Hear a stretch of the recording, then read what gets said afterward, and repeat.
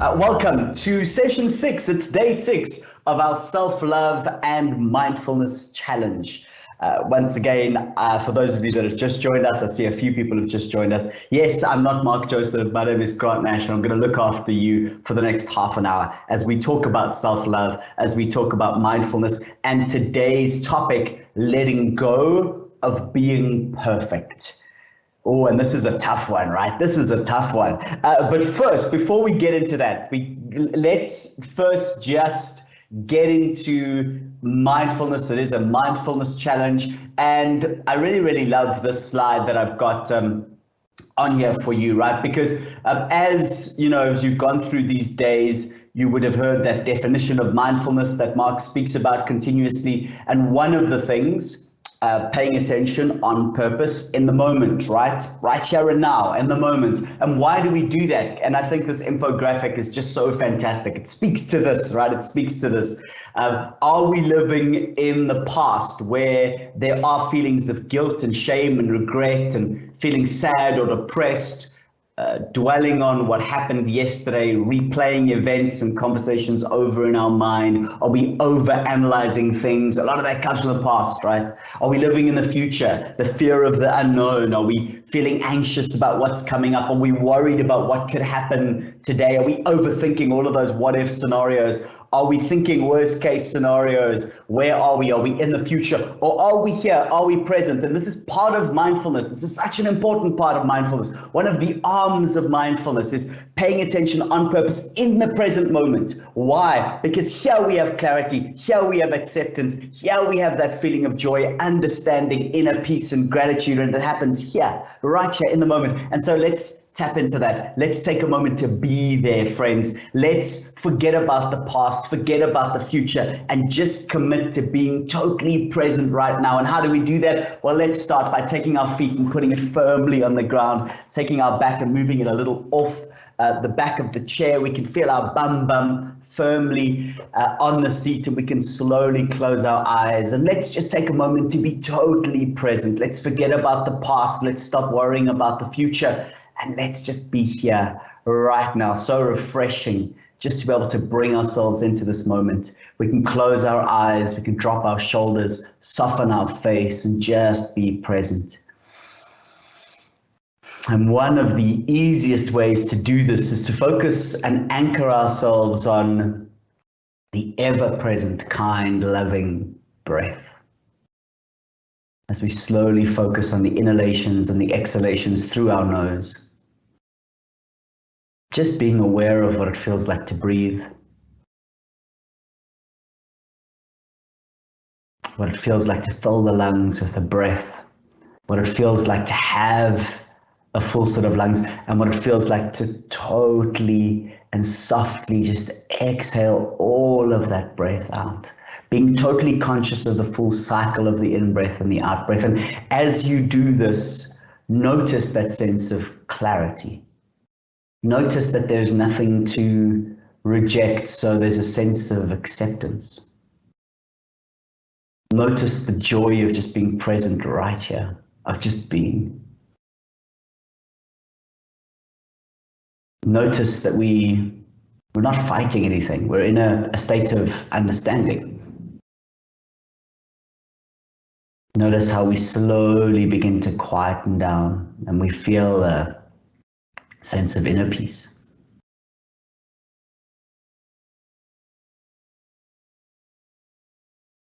And all of those values simply come from just being totally present in this moment.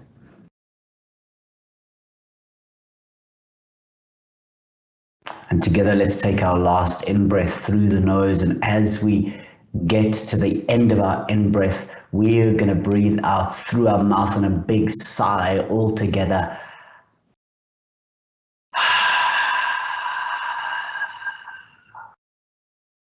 We can slowly bring our awareness back to the room and back to ourselves. There we go. Good stuff. Okay, so today's topic for the next few minutes is going to be about this idea of letting go of being perfect. So we're speaking about self-love, and this is a really big one for a lot of us. a really big one for a lot of us. And it's quite a personal one for me. This idea of where do I draw the line? What does it mean to let go of being perfect? When do I strive for perfection? When am I over striving for perfection? So there's a whole bunch of sort of questions that come up when we speak about this idea of being perfect. But I have a few questions to ask you, and you can answer them right now. You can answer them for yourself. Don't forget that the chat, as always, is open. If you have any questions, if you have any comments, the Q&A section is there. You can drop a question for us. You can do it anonymously, or you can do it with your name, whatever it is. We're there. Please go ahead and send any questions and any comments that you have. Right, getting back to this. Okay, I'm going to ask you a few questions and let's see how you do. So the real overarching topic here is, are you being too hard on yourself, friend? Are you being too hard on yourself? Consider these 7 points. Okay, first question is, are you physically beating yourself? Sorry, psychologically, not physically, please, goodness. Are you psychologically beating yourself up over mistakes that have minimal consequences? Genuinely minimal consequences. Are you hard on those things? Are you psychologically beating yourself up about things that really have pretty minimal consequences, right? Things that you'd forget about tomorrow or the next day. I like to think of this like, when you beat yourself up about sending an email with bad spelling, or beat yourself up about, anything that really does have minimal consequences. Do you do this? All right. Yes or no? Okay, number 2 is, do you keep criticizing yourself after having a mistake corrected? So someone has corrected your mistake, not a problem. You've made a mistake, and do you then sort of ruminate over it? Do you go over it? Do you beat yourself up? Do you criticize yourself about it? Do you keep on thinking about it? Is it sort of an excessive thing that you keep on doing in your mind? Are you hypercritical when someone has pointed out that you made a little mistake? Right. What about number 3? Your self-care is continuously bumped down on your to-do list in favor of other priorities. So you're here, so this is a good sign. This is a good sign, right? You've clearly prioritized your self-care. You've clearly said to yourself, a Monday morning, it's important to be here at 8:30, which is lovely. So thank you for that. But are there other times in your life where your self-care takes a bit of a knock and it goes down that to-do list? Okay, what about number 4? When someone treats you poorly, you find a way to make it or interpret it as your own fault. So someone treats you poorly and you're constantly looking for why it's your fault. It's your fault that you've been treated badly. All right. What about number 5 is, and this is an interesting one, that you always go the extra mile. That you always go the extra mile. So you're finding yourself constantly going over and above for everybody else. And this is not so much about their behavior, but very much about your behavior. Now, you might be screaming at me from the other side saying, God, but there's nothing wrong with that. And we're going to speak about that in a moment. But I'm just asking you today, do you find yourself constantly being the one that is always going the extra mile? All right, what about number 6? You feel like a failure, even though you mostly have your life together. When you think about that for a moment, think about your life. Think about how, here you are, you pretty much got your life together. You're doing well, friends. You're here. You're winning. You are attending self-help conversations. You're in a good space. And by the way, thank you to everyone on the Q&A. I'm not going to publish any of those, but thank you. They're answering yes, no, no, yes, yes, no, no, yes, yes, yes, yes, yes, no, yes, yes. All right.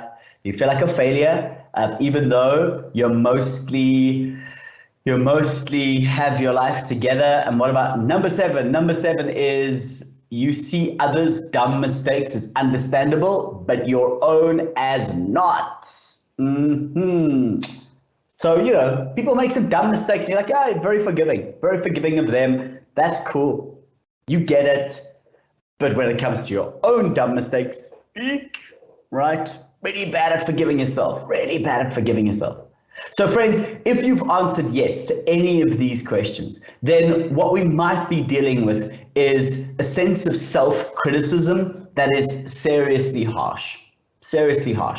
And the reality is that often we think of this, and I wonder if I'm going to get to that. But self-criticism, we often think that self-criticism is going to propel us forward. It's going to be good for us, right? It's going to make us better at what we do. It's going to get us further in life. It's a good thing. We've got to be hard on ourselves. And a lot of this is going to do with our parents, right? It's going to do with our parents and their parents and their parents. Right? Because what had happened is their parents were really hard on them. They then adapted this as being their style of parenting. And then we have ended up being hard on ourselves because this is how our parents were. This is how our teachers were. This is how people around us were. And we think that this compels us to perform. But research shows us that self-criticism is a very poor strategy for performing very effectively. Actually, to be honest with you, it leaves you less motivated. It gives you worse self-control. You get greater procrastination.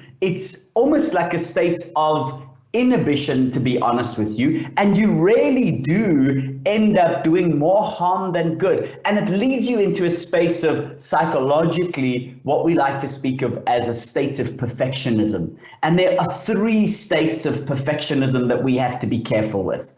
The first one is what we call a self-orientated perfectionism. And this is demanding a perfection of yourself. The second one is what we call a social prescribed perfectionism, is when you believe that others are constantly judging you. Okay, so you believe that others are constantly judging you. And then the last one is what we call other orientation, which is where you are hypercritical of others around you. And those are the 3 things that we've got to be so careful of. So I can see a lot of yeses, a lot of self-recognition, a lot of going, yes, Grant, I can see that. Oh, number 5 is a biggie for me.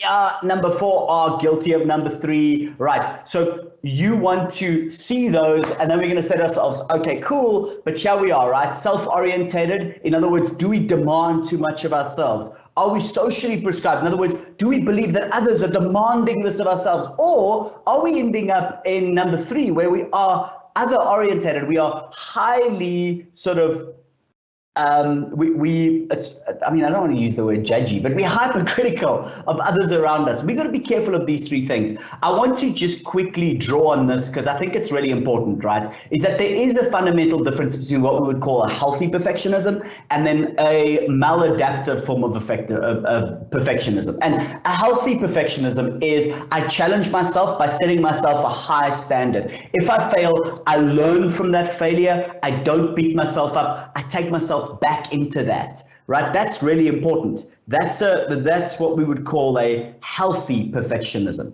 right? What does maladaptive perfectionism look like? Well, that's a different story, and that's kind of what we're going to speak about today, right? That's a dangerous one, and that's the one that says to us, when you work from home, right, and the phone rings 20,000 times and then you had forgotten to switch it off. That's me right now, and I could beat myself up about it, but I'm not going to. I apologize. What I'm actually going to do is just switch my phone off for a moment. Sorry about that, friends. Okay, so when we speak about maladaptive perfectionism, we're speaking about setting ourselves unrealistic goals, setting others unrealistic goals, thinking that other people are setting us unrealistic goals, and then what do? We fail and we become obsessed. We avoid activities altogether, and this is not a good space to be. So we want to be on the healthy perfectionism, absolutely, but we want to be so careful of this maladaptive perfectionism. So what I want to speak about today is 8 signs of what we would call toxic perfectionism. 8 signs of toxic perfectionism, right? And this is the thing, if you'd answered yes to some of those questions, we could end up here.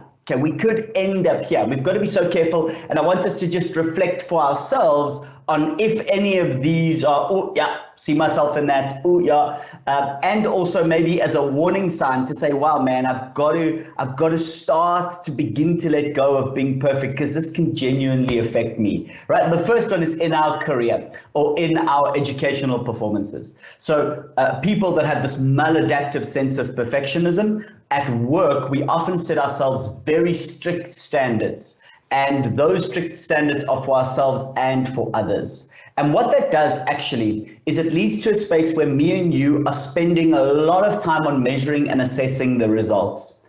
And so instead of actually getting stuff done, we're spending a huge amount of time on actually trying to measure it, lead up to it. And perfectionist managers, they're really dangerous too. So if you're a manager, you need to watch out, because you could, for example, get really angry when an employee is late, or and what you do is you really just set these crazy standards for people around you. And it actually gets to a point where it becomes debilitating. Because what happens is no one is good enough. No one is good enough around you. Everyone is silly. Everyone is dumb.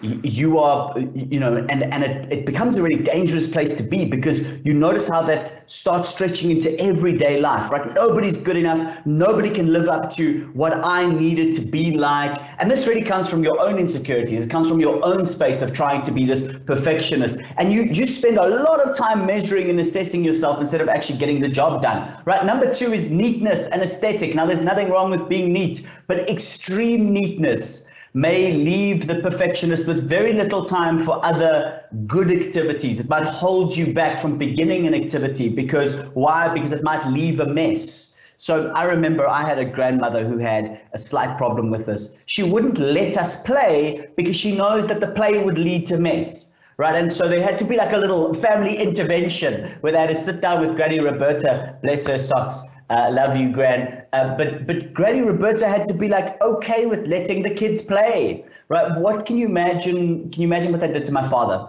Can you imagine the type of space in which my father is in? And then can you imagine how we would grow up because of that, right? This excessive focus on tidiness can really lead to upsetness, disagreements at home, outside of home. And this actually leads to the third one, and this is extreme cleanliness. Extreme cleanliness, really a space where, if you go and look it up, it's actually a bit unhealthy to live in extremely clean environments where everything has been totally sterilized all the time. We need some bacteria. We need to have some bacteria in our mouths. We need to play around. We need a bit of bacteria. So what this also does is that, again, it doesn't allow you to relax for one moment. So you sit in front of the telly and there's something to clean, right? You are constantly always looking. And if you have dogs, if you have cats, if you have little humans, if you have older humans living with you, you can imagine what that does for you, right? It leads to a lot of upsetness and disagreements. Okay, what's the next one? The next one is what we would call organization. So just as neatness, if things are left disorganized or not set out in a particular way, then your perfectionism may experience a real sense of anxiety, a real sort of react quite angrily to this. And you might spend or find yourself spending hours on making lists, yet you actually fail to engage in the task because you're spending hours and hours and hours organizing this. If you see yourself in any of these, it's all good. It's all good, right? It's okay. So we're going to get to that. So don't stress too much. But let's go to the next one. And the next one is writing. Yes. Sending emails, filling in forms, completing assignments, all of these things become really difficult. Why? Because they have to be perfect. And so you're so stressed about them. And my favorite is this idea of filling out a form, right? And you get anxious when you have to fill out the form because what happens if I make a mistake? And then what happens if people can't read my writing? And so you go over the form 6, 7, 8, 9 times when in actual fact the form really should take you 5 minutes to fill in and you should hand it over to the Home Affairs auntie, the Home Affairs dude to capture it. But you're obsessed by it, right? What about writing an email and you're worried about that and you read it 7, 8, 9, 10 times? Now, there's nothing wrong with wanting to send a good email, but if it's dominating our lives, it's going to be okay, friends. Send an email that's got a little bit of error. It's going to be okay. So we don't end up doing these things. We end up obsessing over them. And this is a tough one. Self-consciousness in speaking. Perfectionism may be overly self-conscious regarding what they say and how they say it. And this really does put unduly concern over yourself, over other people, how you think about that. Really tough, right? Because you're living in a space where you're constantly worried about what you're saying. Am I saying the right thing? Am I going to put my foot in it? Am I saying the wrong thing? How am I saying it? Am I pronouncing that properly? Again, notice how these things are debilitating. We have to learn to let go of these things, right? This is a tough one. Physical appearance. Physical appearance is a really tough one. We set ourselves these impossibly high standards regarding my hair color, my clothes, my weight, my body image. And you'll even find that individuals like this, we late for work because we've spent an hour looking at our hair, Johnny Bravo style there, number B, right? We've spent an hour prioritizing. I don't know if you've been around someone like this, and maybe you are, but they try on 17 different outfits before they leave the home, and it takes you forever to get ready, and really you end up in a space where it becomes debilitating. And this is a tough one for some of us to swallow, and this is this perfectionism of being healthy, right? So much so that some health obsessed individuals even are scared of touching anything. They won't eat anywhere except where they've prepared the food. They frequently visit the doctor because they think something's wrong. So again, all of these things show up, and these are these 8 really toxic traits, friends. And you know what it actually leads us to eventually, and I'm here with some bad news for all of us. Here it is that it could lead to a space of real OCD. It could lead to a space of real signs of being afraid of failure, helplessness, avoidlessness, powerlessness, out of control, indecisiveness. Or it could lead us to a state of burnout where we are just exhausted because we're trying to be perfect all the time. We isolate ourselves because why? Because our perfectionism is driving us mad. Being around people that aren't perfect is driving us mad. It's driving them mad. We escape in weird fantasies around us. We have this real irritability about being around people, about being around ourselves. We are frequently ill because of this. And this can lead to this. I'm not here to give you the bad news today, but really this is the reality, right? Is that if we don't try to let go of this perfection, we can end up in this space. Thank you so much for your comments, your questions, and a few of you saying some really interesting things. For example, we've got one that says nobody's 100% flawless. This is why we can and learn from one another continuously. I absolutely love that.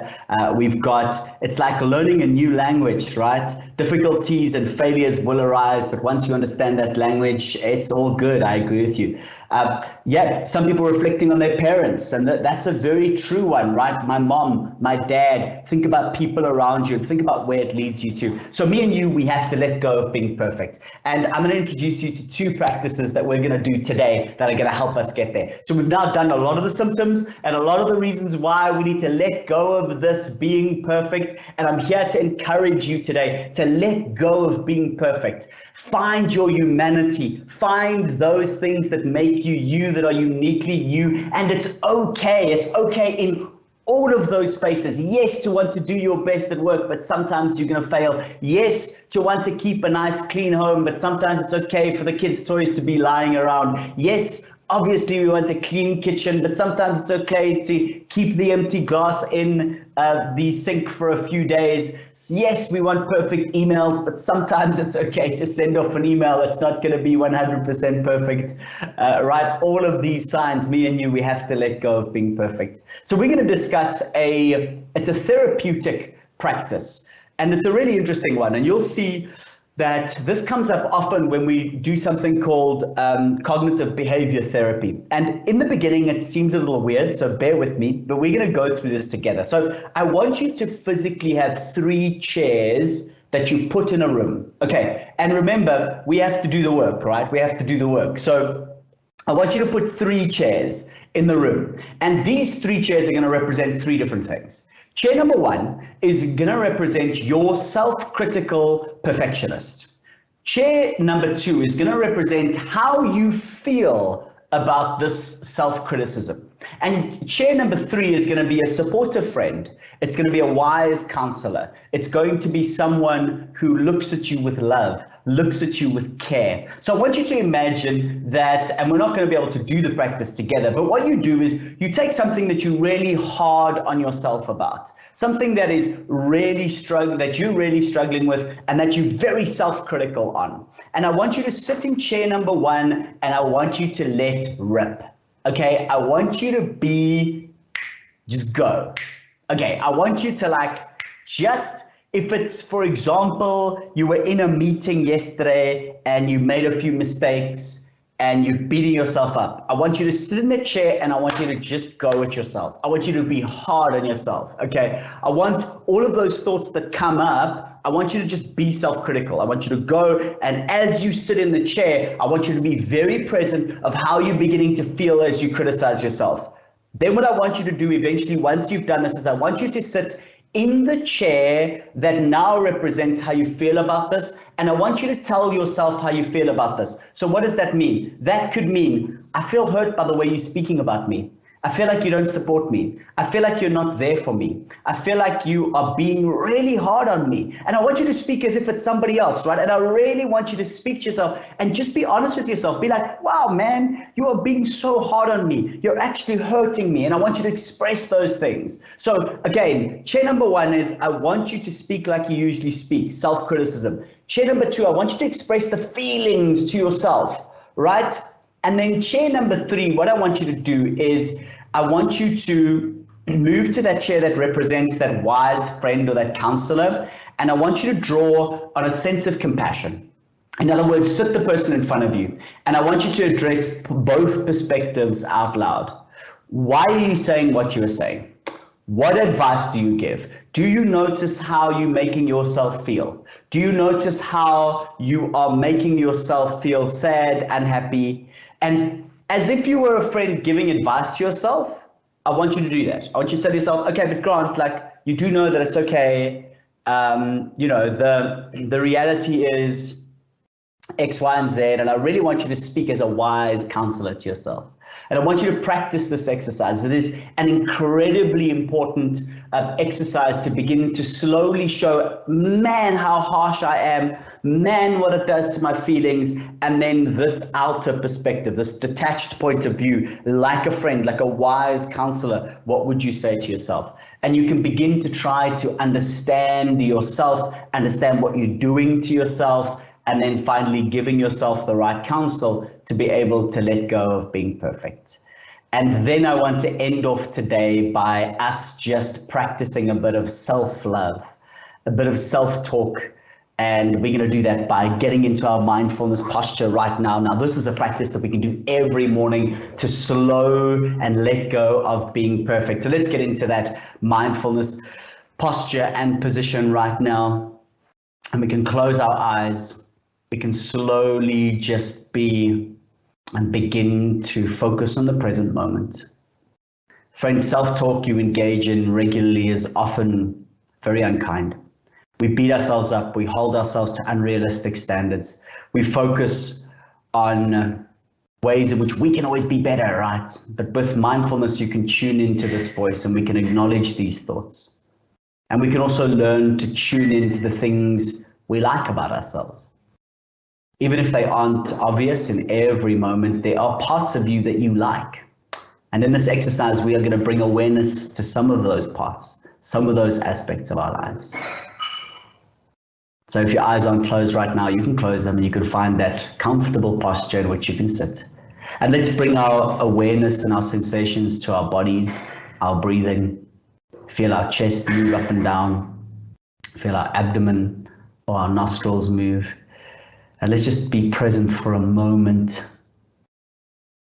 in the awareness of our bodies.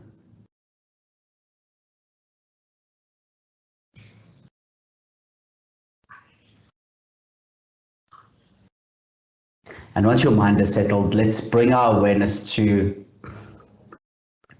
something that you appreciate about yourself. And we're going to start with your body.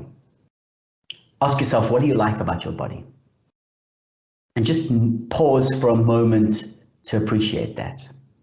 It may be a physical feature, maybe your hair, maybe your skin, maybe a quality, your strength, your flexibility. Maybe it's your toes, maybe it's your feet, maybe it's your hands, maybe it's your skin tone, a beautiful brown, a beautiful almond color, whatever it is. Just take a moment to appreciate one physical appearance, one physical thing, one strength, one flexibility maybe, and just as that something arises, start to experience the liking of yourself as we take a few deep breaths in, the liking of yourself.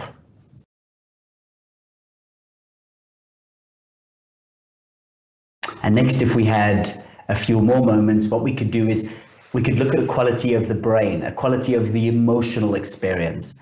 In other words, you could look at your brain, you could look at your insight, your personality, and find something that you really like, your ability to be kind, your ability, and you'd focus on that for a few moments. And we can slowly open up our eyes right now and become present in this moment.